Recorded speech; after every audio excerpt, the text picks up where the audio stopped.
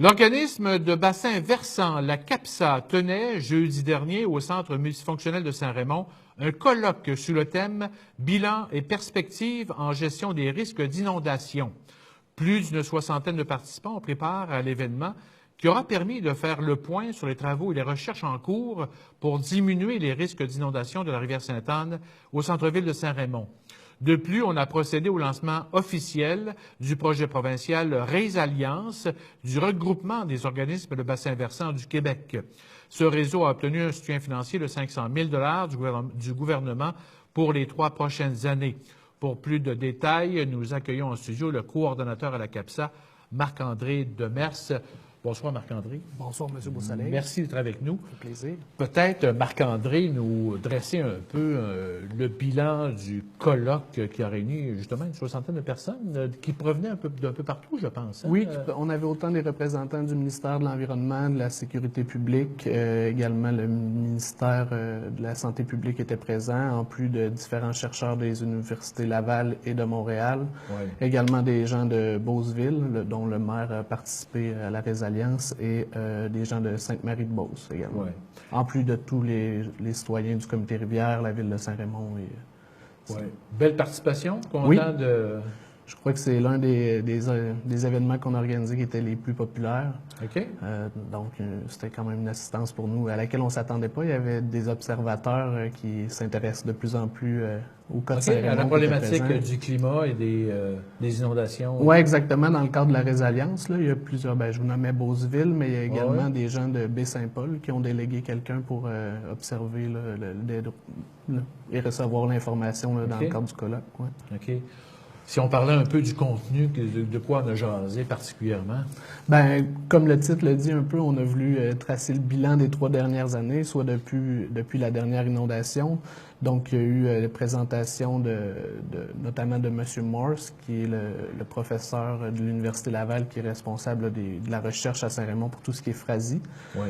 Donc, il nous a fait un portrait de ses recherches, de ses mesures de glace, mais également a fait ou nous a plutôt mentionné les orientations préliminaires de ses recommandations. OK. Donc, il est particulièrement satisfait de l'efficacité qu'a eu le seuil, plutôt l'estacade flottante. Oui. Qu'on dit au kilomètre 24 sur le rang Saint-Mathias. Qui retenait en fait le Frasie. Oui, qui a réussi à former un couvert, retenir le Frasie en amont du centre-ville. Il y a également eu, peut-être certaines personnes ont pu le voir, mais sur le barrage de l'estacade, une formation également d'un couvert de glace pour retenir le Frasie en amont. Puis lorsque on voit toutes les mesures cet hiver qui ont été faites de suivi de glace, certains diront que c'était peut-être pas un hiver à Frasie, mais la glace au centre-ville, on voit qu'elle est rapidement lisse, comme ça fait plusieurs années qu'on a pu voir.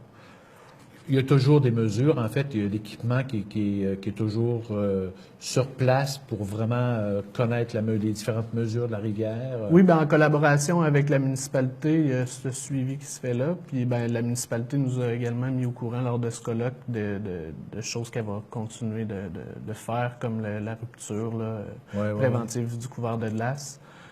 Puis on a également assisté à une conférence de l'Université de Montréal qui est rentrée plus récemment dans le dossier, mais pour analyser toute la vulnérabilité, puis fournir à la municipalité des outils dans sa réflexion de relocalisation de la caserne de pompiers. Ah, OK. Surtout quand on réfléchit à l'accessibilité de la rive nord par rapport à la rive sud lors d'inondations. Donc, OK. Comme quoi, par exemple, comme suggestion, est-ce que... sont surtout à produire des modèles pour déterminer si les 2 ponts sont fermés puis que la caserne de pompiers se trouve à, disons, comme en ce moment au centre-ville, mais combien de temps qu'on met, puis par quel chemin qu'on peut aller rejoindre la rive nord. Ouais.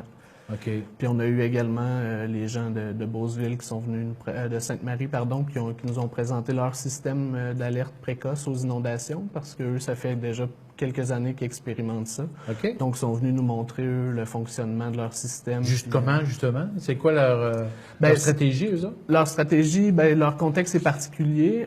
C'est sûr que c'est plusieurs municipalités qui sont liées les unes aux autres par la problématique, par la rivière, les inondations.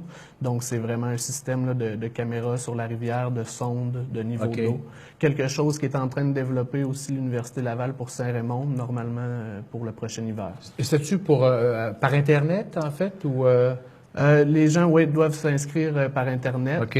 En fait, le projet là, d'une page, en fait, ouais, où qui donne toutes les informations, on peut suivre. Voir les différentes caméras qui filment la rivière, les couverts de glace. C'est sûr, à Saint-Raymond, il y a déjà un système d'alerte en place, là, mais dans les premiers balbutiements un peu qui permettent là, aux gens de s'inscrire via Internet. Par téléphone, en fait. Ils reçoivent par téléphone un message. Téléphonique. Exactement. On peut suivre aussi l'évolution de la rivière par un message enregistré à la municipalité. Oui. Est-ce que ça se fait ailleurs, ce genre de... Est-ce qu'on innove quelque part? La ligne avec la ligne 8, le numéro de la ville, ça, j'ai jamais eu conscience qu'il y avait ça ailleurs. OK. Donc, c'est un peu là tout l'intérêt de la résilience, parce que chaque municipalité qui innove un peu avec ses propres chercheurs, ses propres acteurs, fait que c'est pouvoir mettre tous ces gens-là partager, ensemble. Partager ses expériences et ses réussites comme ses échecs, j'imagine aussi. En bout de ligne, on apprend beaucoup par nos échecs. Des deux façons. Des erreurs aussi.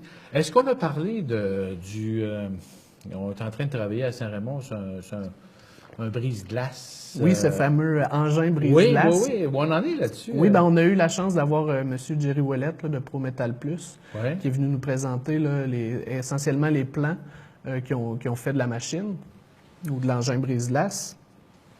Ces plans-là sont en train de calculer encore, là, ça ne sera pas prêt pour cette année, mais sont en train de voir à calculer, faire les devis, voir combien que ça coûterait. Là.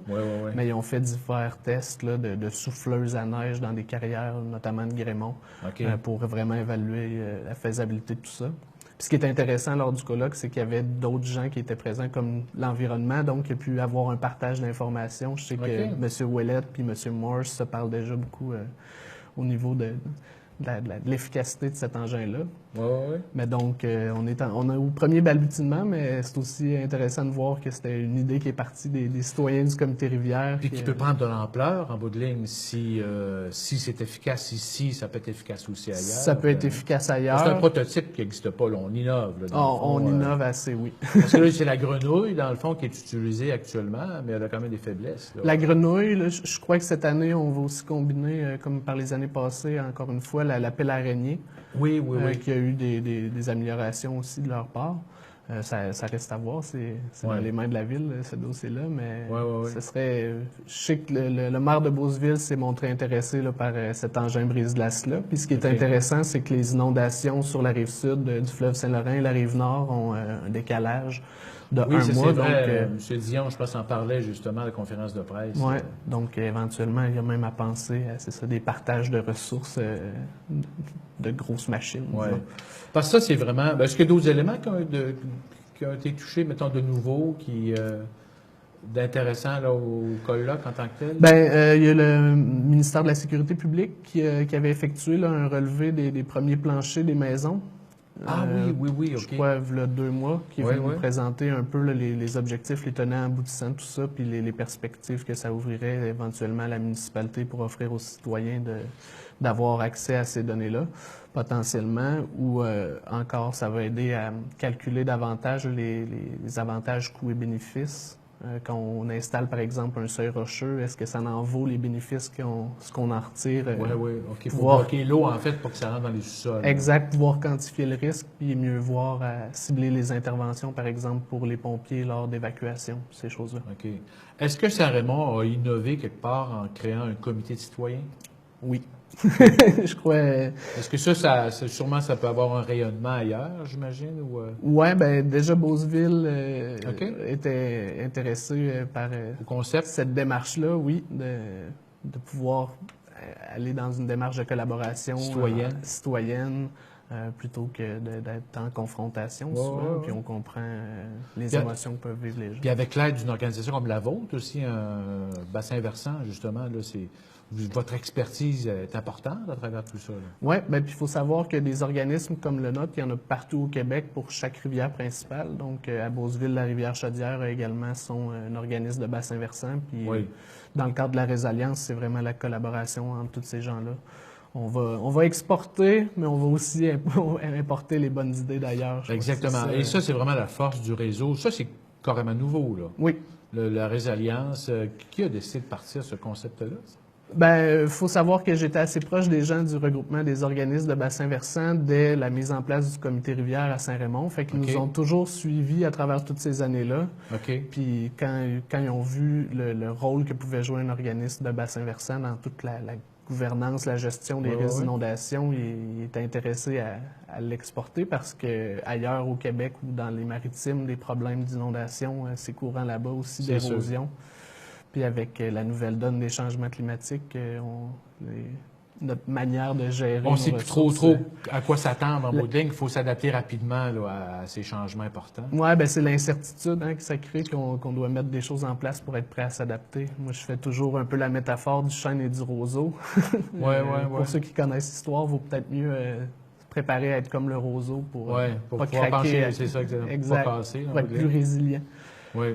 Alors, actuellement, le réseau Résalient, ça comprend, c'est 8, en fait, oui, c'est 8 communautés leaders. Je crois qu'il y en a déjà des nouvelles qui se sont ajoutées. Là, depuis la semaine passée? Oui. OK. Il y a eu, je crois que c'est une des Premières Nations autochtones qui s'est joint au mouvement. Puis déjà, il y a des liens qui se sont faits entre les chercheurs de l'Université de Montréal qui étaient présents au dernier colloque dans le réseau. Donc, c'est, je crois, déjà 4 universités aussi qui participent. OK, quand même. Différents groupes de recherche. Ça connaît déjà un bon sujet. Parce que c'est un projet pour 3 ans. Il y a un financement, en tout cas. Oui, pour pour 3 ans.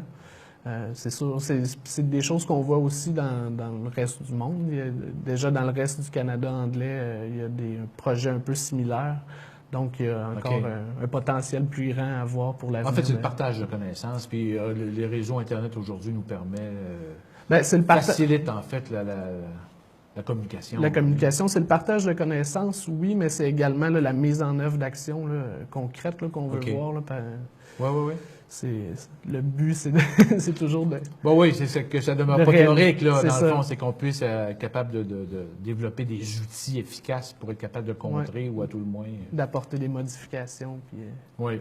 On peut dire qu'actuellement, au niveau de la rivière Sainte-Anne, au centre-ville de Saint-Raymond, la rivière se comporte bien jusqu'à maintenant. Jusqu'à maintenant. On a eu du froid, de la pluie, à peu près toute...